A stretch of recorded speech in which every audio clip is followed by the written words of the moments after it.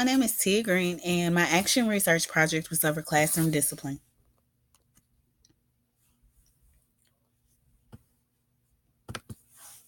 So, my topic of interest was about classroom discipline and focusing on how classroom discipline can be affected by different aspects.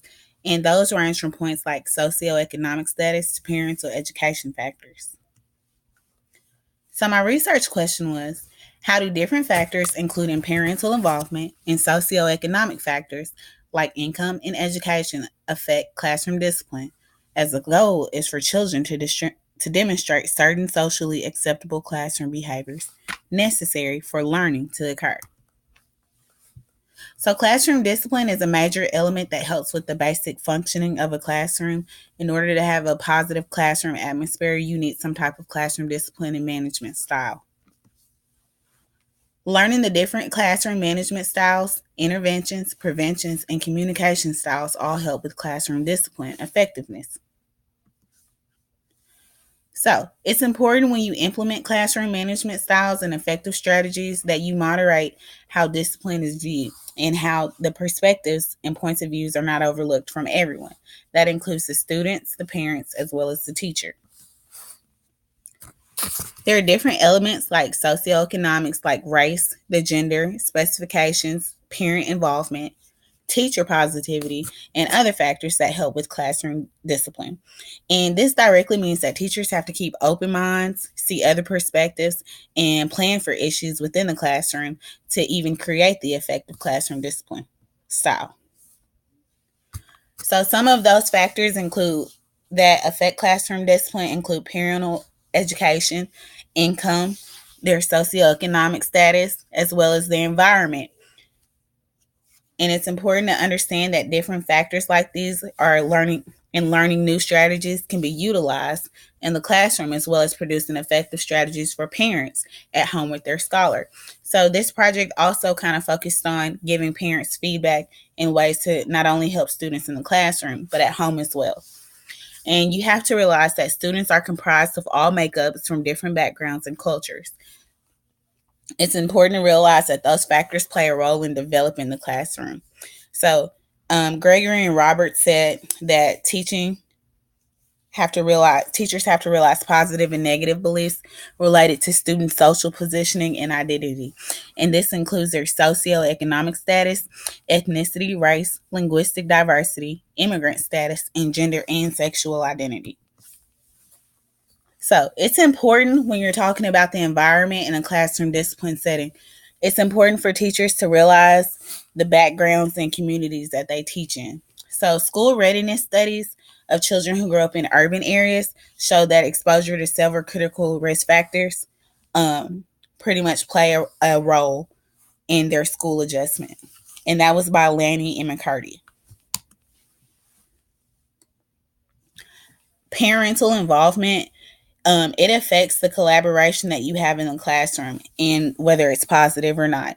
So, to work effectively with students, teachers, and parents both have to commit and show the student how to interact with each other, building a trust based communication system, and that helps with building a positive classroom discipline system.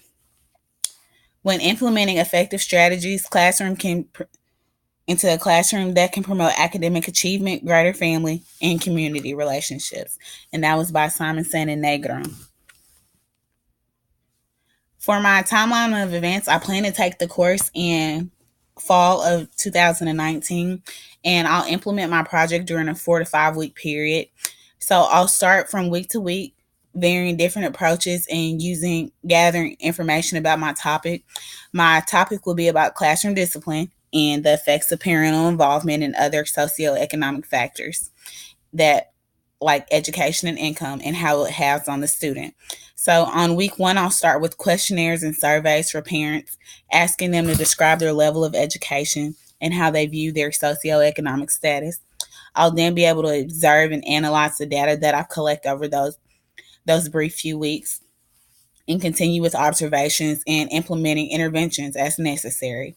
I'll use checklists to see if behaviors are still occurring and give parents surveys to see the process and any improvements or other noteworthy behavior that they might have observed or seen.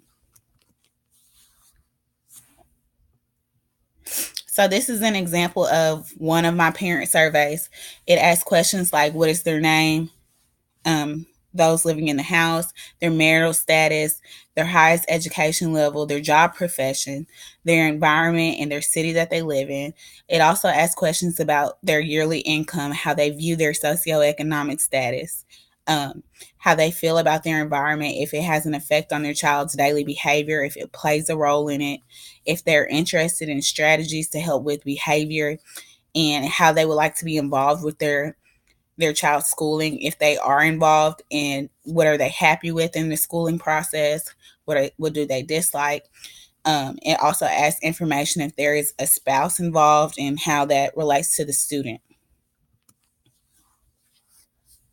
This is another example, and this is more actually about like a personal survey for the student about how they learn best, what triggers their emotions, what do they notice about their child, what's their favorite subject in school, what do you know about their friends, what type of friends would you like for them to have, what type of celebrations and traditions are celebrated in their household, about like just different information about the student specifically. So for my collection method, I will be using a lot of observation and checklists, questionnaires, and surveys. So for interventions, you have to pretty much take preventative measures to keep distractions in the classroom down. That's one of the most important parts with dealing with classroom discipline. So a source of disruption or a discipline problem is often objects that students have found. Campbell said that it's best to just remove these objects without causing a scene and to continue to have a good, smooth classroom flow. An important role in managing classroom discipline and behavior is to set standards and expectations. The best behavioral standards and expectations anticipate difficult situations and issues. So that was by Murphy. So being prepared for all situations is impossible, but knowing how to kind of handle things when they approach themselves is important. It's important for teachers to show different methods and strategies to communicate and show positivity with their students. Trying to establish a positive classroom collaboration is important. So different elements like socioeconomics, race, gender, parent involvement, teacher positivity, and other factors, they all benefit and help with classroom discipline. And so using different prevention methods for behaviors as well as interventions will help with the support of a classroom. So in conclusion, classroom discipline is an important staple of a positive classroom. And there are different factors, a lot of different factors that help with an effective classroom discipline system.